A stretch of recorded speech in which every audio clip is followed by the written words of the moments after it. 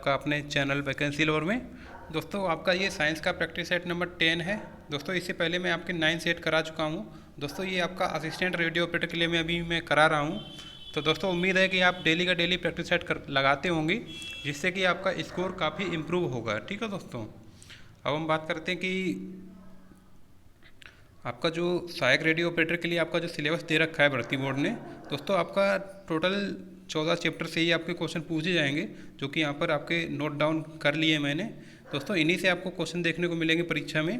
दोस्तों यहाँ से आपके टोटल 25 क्वेश्चन आने वाले हैं इन्हीं 14 चैप्टर से। तो दोस्तों इनको आप अच्छे से पढ़ लीजिए टॉपिक वाइज, एंड देन आप हमारे प्रैक्टिस सेट लगाकर आप प्रैक्टिस कर सकते हैं। दोस्तों 100% गारंटी है कि आपका क्वेश्चन यहाँ से बाहर नहीं जाएगा। अगर आप डेली का डेली, अगर जितने मैं सेट करा रहा हूँ उतने अगर आप डेली सेट लगाएंगे दोस्तों, आपका एक भी क्वेश्चन बाहर नहीं जाएगा। ठीक है दोस्तों, क्योंकि जितने भी इंपॉर्टेंट कॉन्सेप्ट बन सकते हैं किसी भी चैप्टर से, वो दोस्तों सारे के सारे कॉन्सेप्ट हमारे प्रैक्टिस सेट में इंक्लूड होते हैं। तो दोस्तों हम बात करते हैं कि सबसे पहले आप क्वेश्चन देख लीजिए कि इसमें क्या दिया गया है। जब श्वेत प्रकाश जो 7 रंगों का मिश्रण है कांच के प्रिज्म से होकर गुजरता है तो उसका परिक्षेपण क्यों होता है। तो दोस्तों सबसे पहले तो आप परिक्षेपण को विक्षेपण भी बोलते हैं, ये आपको ध्यान रखना है। यानी कि ये बोल रहा है कि आपका जो प्रिज्म होता है दोस्तों, यहाँ से जब आपका श्वेत प्रकाश गुजरता है तो वो दोस्तों आपका 7 रंगों में टूट जाता है। दोस्तों ये घटना तो आपकी बर्ण विक्षेपण कहलाती है। लेकिन दोस्तों ये क्वेश्चन में ये पूछा गया है कि जो आपकी बर्ण विक्षेपण होता है वो किस वजह से होता है। तो दोस्तों आपका जो श्वेत प्रकाश होता है वो 7 रंगों में टूटता है, जिसके जो रंगों का जो क्रम बनता है उसको विबग्योर बोलते हैं, विबग्योर। दोस्तों यहाँ से आपका बी फॉर वॉयलेट हो गया, violet, indigo, blue, green, yellow, orange, red. दोस्तों ये आपको क्रम ध्यान रखना है, कभी कोई क्रम भी पूछ लिया जाता है। यानी कि वॉयलेट सबसे ऊपर आएगा एंड रेड सबसे नीचे आता है। तो दोस्तों ये जो रीजन बिहाइंड दिस सिनेरियो होता है वो दोस्तों आपका होता है जो आपकी विभिन्न चाल से जब गुजरते हैं दोस्तों, इसी वजह से आपका ये बर्ण विक्षेपण होता है। क्योंकि दोस्तों प्रत्येक कलर की जो होती है एक पर्टिकुलर मीडियम जो होती है उसकी चाल अलग अलग होती है। इस वजह से उसकी जो चाल अलग हो जाएगी जब इसमें ठोस में जब इसमें मतलब एंटर करेगी दोस्तों। भिन्न भिन्न यहाँ पर जो आपके एंगल होते हैं, एंगल भी थोड़े थोड़े डिफरेंट होते हैं। इस वजह से इसकी जो चाल अलग अलग हो जाती है। इस वजह से इसमें जो होता है बड़े विक्षेपण की प्रक्रिया हो जाती है आपके प्रिज्म में। तो इसमें आपका right answer option number B हो जाएगा, यानी कि अलग अलग चाल से गुजरते हैं। तो दोस्तों अब नेक्स्ट क्वेश्चन देखिए, वह उच्चतम तापमान जिस पर चुंबकीय पदार्थ अपना चुंबकीय गुण खो देता है। तो दोस्तों अगर हम बात करें आपके क्यूरी टेम्परेचर की, तो दोस्तों क्यूरी तापमान वह तापमान होता है जिस पर कोई भी चुंबकीय पदार्थ अपना स्थायी चुंबकत्व समाप्त कर देता है और लव चुंबकीय पदार्थ अणुचुंबकीय पदार्थ बन जाता है। यानी कि कोई भी लव चुंबकीय पदार्थ जिस टेम्परेचर पर अणुचुंबकीय पदार्थ बनेगा उसको क्यूरी तापमान बोलते हैं। ठीक है दोस्तों, ये आपको ध्यान रखना है। तो राइट आंसर आपका ऑप्शन नंबर डी हो जाएगा। अब 43 नंबर क्वेश्चन देखिए, परिनालिका का प्रयोग निम्न में से किस में नहीं किया जाता है। तो दोस्तों परिनालिका का अगर हम बात करें तो परिनालिका आपकी कुछ इस तरह की होती है जो कि आपकी कॉइल टाइप की होती है। तो दोस्तों ये आपको बताना है कि किस में यूज नहीं होती है। तो दोस्तों आपको मोटर में तो सिंपल पता है कि विद्युत मोटर में आपका कॉइल यूज होता है, तो इसमें आपका नहीं हो सकता है। और विद्युत घंटी में भी कॉइल यूज होती है। दोस्तों आपका जो मापन उपकरण होते हैं जैसे आपका वोल्ट मीटर हो गया, एमीटर हो गया, गैल्वेनोमीटर वगैरह हो गया, दोस्तों इनमें सभी में आपकी कॉइल यूज होती है। और कॉइल की वजह से ही जो आपका डिफ्लेक्शन होता है, और उसी वजह से मतलब कॉइल की वजह से ही डिफ्लेक्शन होता है उसमें। तो इसमें जो आपका राइट आंसर होगा आपका ऑप्शन नंबर सी हो जाएगा, यानी कि सेल। तो दोस्तों सेल में कोई भी कॉइल आपकी यूज नहीं होती है। राइट आंसर आपका ऑप्शन नंबर सी हो जाएगा। अब 44 नंबर क्वेश्चन देखिए, निम्न में से कौन सा विराग संचार प्रक्रिया से संबंधित नहीं है।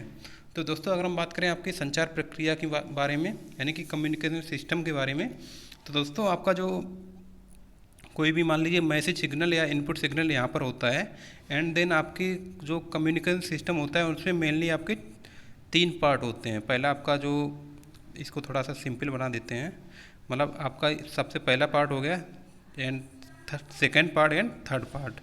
दोस्तों इन तीनों पार्ट को जो बोलते हैं कम्युनिकेशन सिस्टम बोलते हैं। और दोस्तों पहला जो पार्ट होता है इसको ट्रांसमीटर या फिर शॉर्ट में टीएक्स बोलते हैं। और दोस्तों जो आपका सेकंड सिस्टम होता है उसको कम्युनिकेशन चैनल बोलते हैं, कम्युनिकेशन चैनल।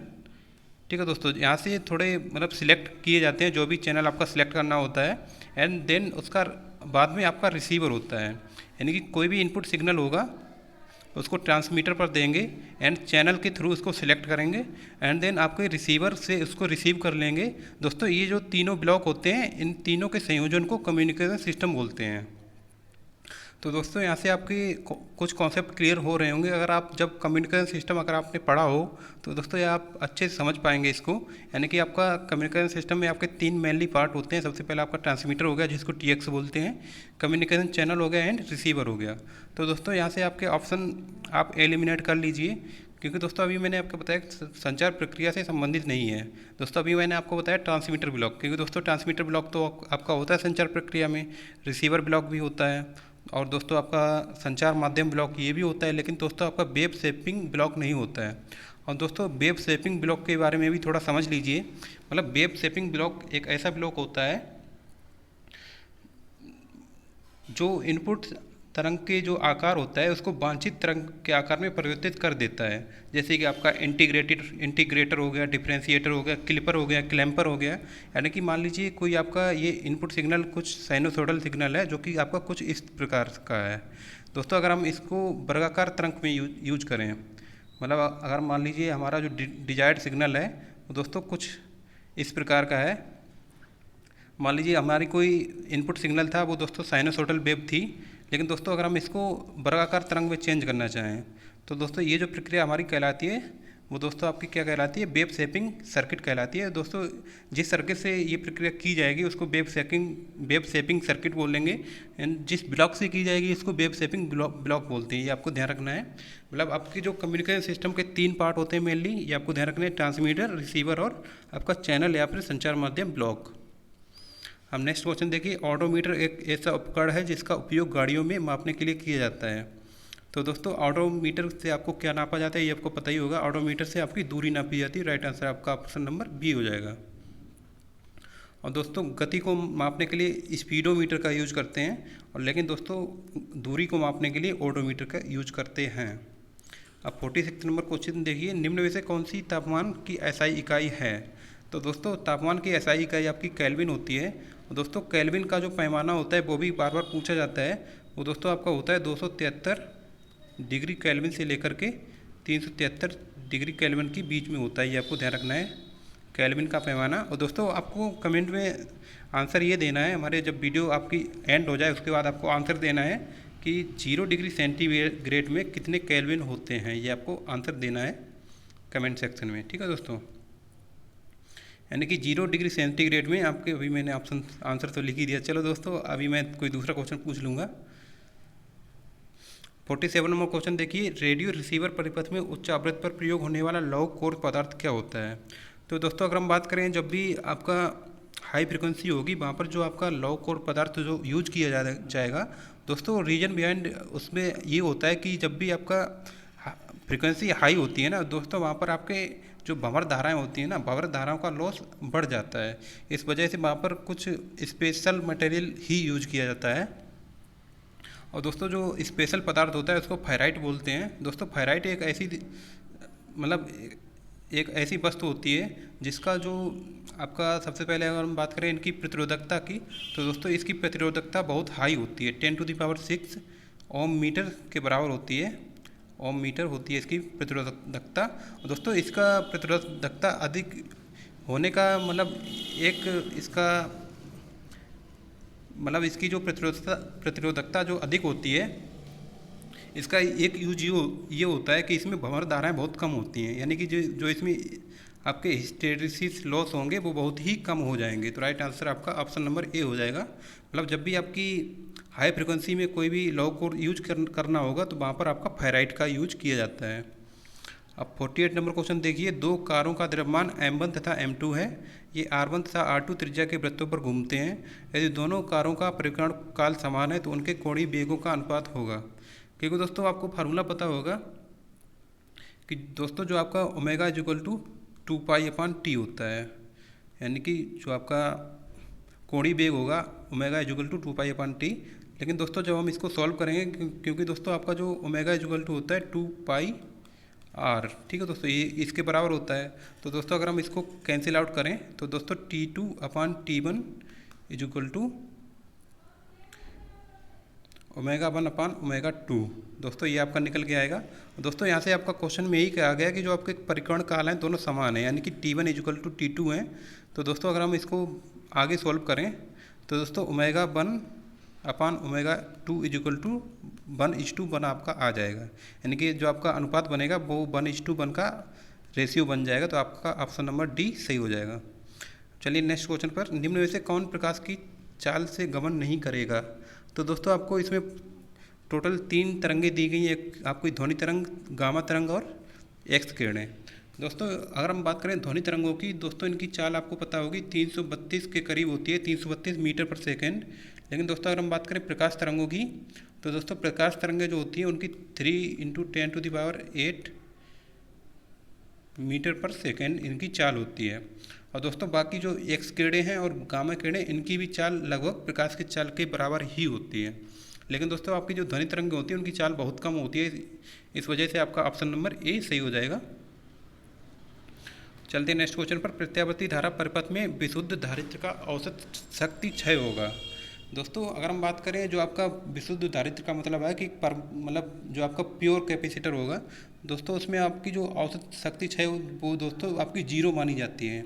और दोस्तों ये किस तरह से निकल के आती है आपको बता देते हैं, P = BI cos phi। ठीक है दोस्तों, यानी कि शक्ति क्षय जो होगा वो P = BI cos phi के बराबर होगा। लेकिन दोस्तों जो आपका cos phi है ना दोस्तों, यहाँ से अगर हम बात करें जो आपका परमानेंट कैपेसिटर की, मतलब जो प्योर कैपेसिटर आपका होगा, दोस्तों प्योर कैपेसिटर का मतलब ये होता है कि उसका जो फाई की वैल्यू होगी वो 90 डिग्री होगी। ठीक है दोस्तों, जब भी आप फाई की वैल्यू 90 डिग्री इसमें अगर आप पुट कर देंगे तो दोस्तों P = 0 आपका आ जाएगा। तो राइट आंसर आपका ऑप्शन नंबर डी हो जाएगा इसमें, यानी कि जो आपका शक्ति क्षय होगा वो दोस्तों 0 हो जाता है। राइट आंसर आपका ऑप्शन नंबर डी हो जाएगा। अब दोस्तों 51 नंबर क्वेश्चन देखिए, एलईडी टीवी में प्रयोग किए जाने वाले प्रदर्शन का प्रकार क्या होता है। तो दोस्तों एलईडी टीवी में जो आपका यूज होता है वो दोस्तों आपका एलसीडी होता है। तो राइट आंसर आपका ऑप्शन नंबर डी हो जाएगा। दोस्तों एलसीडी के कुछ आपके ड्रॉबैक भी हैं और दोस्तों इनके बारे में टोटल 3 क्वेश्चन आपसे पूछे जाते हैं एलसीडी के बारे में। तो दोस्तों अगर हम बात करें एलसीडी की जो आपकी पावर होती है वो बहुत कम होती है, यानी कि जो इसमें पावर डिसिपेशन होगा बहुत कम होगा एलसीडी में आपका। और दोस्तों इसमें आपका खर्च भी बहुत कम होता है और दोस्तों लो ऑपरेटिंग स्पीड होती है, यानी कि जो इसकी ऑन ऑफ स्पीड होती है बहुत कम होती है। दोस्तों ये आपको चीज़ ध्यान रखनी है। दोस्तों दूसरा इससे पूछा जाता है कि एलसीडी स्लो डिवाइस है और इसको ऑन ऑफ होने के लिए कुछ सेकंड लगते हैं, यानी कि ये इसकी स्पीड बहुत कम होती है। दोस्तों थर्ड चीज़ जो आपसे पूछी जाती है, मतलब एलसीडी को एक्टिवेट करने के लिए जो आपका इलेक्ट्रिक फील्ड जनरेट होता है दोस्तों कम से कम कितना होना चाहिए। दोस्तों एलसीडी को जनरेट करने के लिए, मतलब एलसीडी को अगर हम ऑपरेट करें तो दोस्तों 100 वोल्ट पर ये ऑपरेट हो जाती है। तो दोस्तों ये इसका थोड़ा ये 3 चीज़ें आपको ध्यान रखनी है। सबसे पहले तो इसका जो पावर होती है बहुत कम यूज होता है इसमें, और दोस्तों ये थोड़ी सस्ती होती है। और इसका दूसरा चीज़ ये आपको ध्यान रखनी है कि इसका जो ऑन ऑफ टाइम होता है वो बहुत ज़्यादा होता है। ठीक है दोस्तों। और दोस्तों थर्ड चीज़ ये आपको ध्यान रखना है, इसका कभी कभी वोल्टेज पूछ लिया जाए दोस्तों, ये 100 वोल्ट पर भी ऑपरेट हो जाती है। अब नेक्स्ट क्वेश्चन देखिए, 52 नंबर क्वेश्चन क्या कह रहा है, विद्युत चुम्बकीय प्रेरण क्या है। तो दोस्तों अगर हम इसमें ऑप्शन पढ़ें, कॉइल और विद्युत क्षेत्र के बीच सापेक्ष गति के कारण विद्युत धारा का उत्पादन, तो आपका राइट आंसर आपका ऑप्शन नंबर ए हो जाएगा। अब 53 नंबर क्वेश्चन देखिए, गति का प्रसिद्ध नियम ने दिया था। तो अगर हम बात करें दोस्तों आइजैक न्यूटन की, दोस्तों इन्होंने दिया था। और दोस्तों टोटल आपके 3 नियम दिए थे, ये आपको ध्यान रखने हैं, पहला, दूसरा और तीसरा। दोस्तों पहला नियम जो था वो आपका जड़त्व पर आधारित था, और जो दूसरा आपका नियम था वो दोस्तों बल पर आधारित था, यानी कि ये बल को परिभाषित करता है। और तीसरा नियम जो था वो आपका क्रिया प्रतिक्रिया का नियम था। अब 54 नंबर क्वेश्चन देखिए, किसी वस्तु पर किया गया कार्य डिपेंड करता है। तो दोस्तों अगर हम बात करें किए गए कार्य पर, यानी कि W = F × D cos theta. ठीक है दोस्तों, यानी कि F × D cos थीटा। दोस्तों cos थीटा यहाँ पर क्या है, cos थीटा जो है आपका मतलब जिस डायरेक्शन में बल लगाया गया है और किस डायरेक्शन में विस्थापन हो रहा है, इन दोनों के बीच का कोण cos थीटा कहलाता है। तो दोस्तों यहाँ से आप देख लीजिए, विस्थापन पर तो डिपेंड करता ही करता है, बल और विस्थापन के बीच कोण पर, इस पर भी डिपेंड करता है, प्रयुक्त बल पर इस पर भी डिपेंड करता है। लेकिन दोस्तों यहाँ से आप वस्तु के विस्थापन मतलब वस्तु के द्रव्यमान पर, यहाँ पर आपको कहीं भी m नज़र नहीं आ रहा है, इस वजह से इस पर डिपेंड नहीं करता है, यानी कि आपका A, B और C इन तीनों पर डिपेंड करता है। तो दोस्तों आपका option number D right answer हो जाएगा। दोस्तों चलिए 55 नंबर क्वेश्चन देख लेते हैं। किसी उपग्रह के कक्षीय तथा पलायन वेग यानी कि ऑर्बिटल वेलोसिटी तथा स्पेक वेलोसिटी में क्या अंतर है, मतलब क्या संबंध है, ये आपको बताना है। दोस्तों जो आपका स्केप वेलोसिटी होती है वो दोस्तों √2 ऑफ ऑर्बिटल वेलोसिटी के बराबर होती है। तो राइट आंसर आपका ऑप्शन नंबर ए हो जाएगा। आप 56 नंबर क्वेश्चन देखिए। किरचॉफ के वोल्टा नियमानुसार किसी भी समृद्ध पास में IR तथा EMF का बीजीय योग हमेशा होता है। तो दोस्तों ये तो आपको पता ही होगा, जो आपका KVL होता है यानी किरचॉफ वोल्टेज लॉ। दोस्तों किरचॉफ वोल्टेज लॉ क्या कहता है कि किसी भी बंद परिपथ में सभी IR तथा EMF का बीजीय योग शून्य होता है। ठीक है दोस्तों, ये आपको ध्यान रखना है। और दोस्तों कभी कभी ये पूछ लिया जाता है कि आपका जो KVL होता है यानी कि किरचॉफ का वोल्टेज लॉ, ये किसके संरक्षण पर आधारित होता है। दोस्तों ये आपका होता है ऊर्जा के संरक्षण पर, ऊर्जा संरक्षण पर ये आधारित होता है। दोस्तों जो आपका KCL होता है यानी कि किरचॉफ करंट लॉ, दोस्तों ये आवेश के संरक्षण पर आधारित होता है। दोस्तों ये बहुत ही इंपॉर्टेंट चीज़ है, क्योंकि दोस्तों ये बार बार परीक्षा में अभी रिसेंटली पूछी जा रही है कि आपका जो KCL होता है वो आपका आवेश का संरक्षण करता है, एंड जो आपका KVL होता है यानी कि किरचॉफ वोल्टेज लॉ, ये आपका ऊर्जा का संरक्षण करता है। ये दोनों चीज़ें आपको मोस्ट करके आप इसको ध्यान रखिए, ये आपके परीक्षा में पूछी जाएगी। 57 नंबर क्वेश्चन देखिए। उस भौतिक मात्रा का नाम बताएं जो बल और वेग के गुणनफल के बराबर है। तो दोस्तों अगर हम बात करें आपकी शक्ति की, तो P = F/B। दोस्तों ये आपके बराबर होती है शक्ति के। तो राइट आंसर आपका ऑप्शन नंबर सी हो जाएगा। अब 58 नंबर क्वेश्चन देखिए। गतिज ऊर्जा के बारे में कौन सा गलत है। तो दोस्तों स्टेटमेंट पहला पढ़िए। स्थिर अवस्था के दौरान वस्तु में निहित ऊर्जा को गतिज ऊर्जा कहा जाता है। दोस्तों बिल्कुल गलत है, क्योंकि दोस्तों स्थिर अवस्था के दौरान जो वस्तु में ऊर्जा होगी उसको स्थितिज ऊर्जा कहते हैं, यानी कि पोटेंशियल एनर्जी कहते हैं। दोस्तों दूसरा पढ़िए। एक वस्तु गति के आधार पर इसके द्वारा प्राप्त ऊर्जा को गतिज ऊर्जा के नाम से जाना जाता है, यानी कि आपका ऑप्शन नंबर बी सही है। इसकी गणना यानी कि गतिज ऊर्जा की गणना KE = ½ mv² द्वारा की जाती है, ये आपका राइट है। गतिमान वस्तु में गतिज ऊर्जा होती है, ये भी आपका राइट आंसर है। यानी कि आपका जो आंसर बनेगा दोस्तों ऑप्शन नंबर ए बनेगा। बाकी ये सभी सही हैं, लेकिन दोस्तों आपका जो पूछा गया कौन सा गलत है, यानी कि आपका ऑप्शन नंबर ए गलत है। आप 59 नंबर क्वेश्चन देखिए। विभवांतर 12 वोल्ट और किया गया कार्य 60 जूल है। सर्किट के माध्यम से प्रवाहित विद्युत आवेश ज्ञात करें। दोस्तों आपका जो Q = W/B होता है। दोस्तों इसमें आप सिंपल सा मान लगाएंगे, यानी कि 60/12, यानी कि 12 पंचे 60, यानी कि 5 कूलाम आपका राइट आंसर आपका हो जाएगा। दोस्तों इसमें आपका ऑप्शन नंबर ए आपका राइट आंसर हो जाएगा, यानी कि 5 कूलाम। अब 60 नंबर क्वेश्चन देखिए। निम्न में से कौन सा प्रभाव विद्युत के कारण उत्पन्न नहीं होता है। तो दोस्तों अगर हम बात करें आपके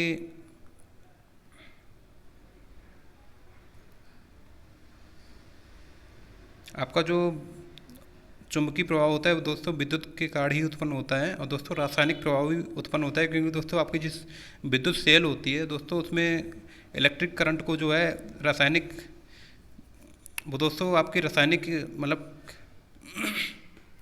दोस्तों आपका जो विद्युत सेल होती है उसमें जो आपकी केमिकल एनर्जी को इलेक्ट्रिकल एनर्जी में कन्वर्ट किया जाता है, इस वजह से ये आपका सही हो जाएगा। और दोस्तों आपका जो विद्युत हीटर होता है या फिर आपका इंडक्शन हीटर हो गया दोस्तों, ये भी आपके उसी प्रभाव पर ही काम करते हैं। लेकिन दोस्तों आपका जो संकुचन प्रभाव होता है ना दोस्तों, ये आपका कहीं भी विद्युत धारा में नहीं होता है। तो आपका right answer option number D हो जाएगा। तो दोस्तों ये थे आपके टोटल 20 क्वेश्चन। आपके कितने सही हुए कमेंट करके बताना। और धन्यवाद दोस्तों वीडियो देखने के लिए। अगर आप वीडियो पर नए हो मतलब चैनल पर नए हो तो चैनल को सब्सक्राइब जरूर कर लें। दोस्तों वीडियो अच्छी लगे वीडियो को लाइक कर दें। और दोस्तों इसका PDF मैं अपने टेलीग्राम चैनल पर डाल दूँगा, वहाँ से आप इसको डाउनलोड करके देख सकते हैं। और दोस्तों उम्मीद है कि आप डेली का डेली प्रैक्टिस सेट लगा रहे होंगे, जिससे कि आपकी जो एक्यूरेसी है और दोस्तों आपके काफ़ी कॉन्सेप्ट क्लियर हो रहे होंगे। तो धन्यवाद दोस्तों वीडियो देखने के लिए। चलिए मिलते हैं नेक्स्ट वीडियो में।